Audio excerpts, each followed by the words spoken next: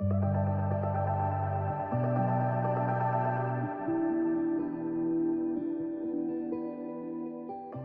you ever watched one of those competition shows where people have to run obstacles, climb walls, and seemingly defy gravity with tons of water, all to get some prize money and the right to call themselves a champion?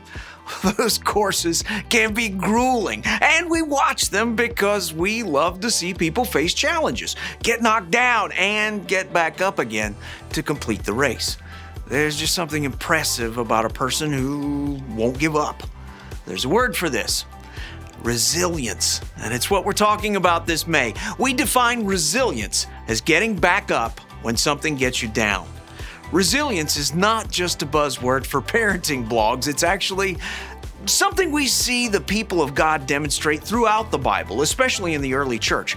Life could be difficult for early Christians. They were being persecuted by religious and non-religious authorities alike. They were forced into hiding. They met secretly in fear of violence. By simply continuing to believe that Jesus was the Son of God, the early Christians were seen as outcasts. When we read their stories in the Bible, we're reminded that those Christians refused to give up, even though life had gotten hard. The truth is that sometimes life is hard for the kids in your ministry as well. Chances are they aren't being persecuted for their faith, but bad things happen. Things don't turn out according to plan, and it's easy in those situations to give up and stop trusting God. But this month, we want to encourage them. Don't give up. Keep trusting God no matter what. Have resilience with your faith in God. We start off our month with Jesus' last words before God brings him back to heaven. Jesus gave his disciples an incredible task: to tell the world about him and share his love with others. This wouldn't be easy, but Jesus promised he would send the Holy Spirit to help us. When the Holy Spirit did come at Pentecost, the Spirit gave the disciples power to accomplish the task Jesus set out for them. Bottom line, God is always with you. Then, in week 2, we continue in Acts chapter 3 with Peter and John and their unflinching moment of resilience. Even though they were arrested for sharing the message of Jesus, Peter and John showed resilience by the way they wouldn't give up the mission that Jesus gave them. They were willing to do whatever it took to get it done. Bottom line, keep going, even when it gets tough. In the following week, we find 2 more early followers of Jesus, Paul and Silas. After they were arrested, they could have given up their calling to share Jesus' love with others. However, even in the middle of this difficult situation, they had resilience. They bounced back and decided to worship God right there in jail. And when the time came, the Holy Spirit gave them the right words at the right time to help the jailer and his family start a relationship with Jesus.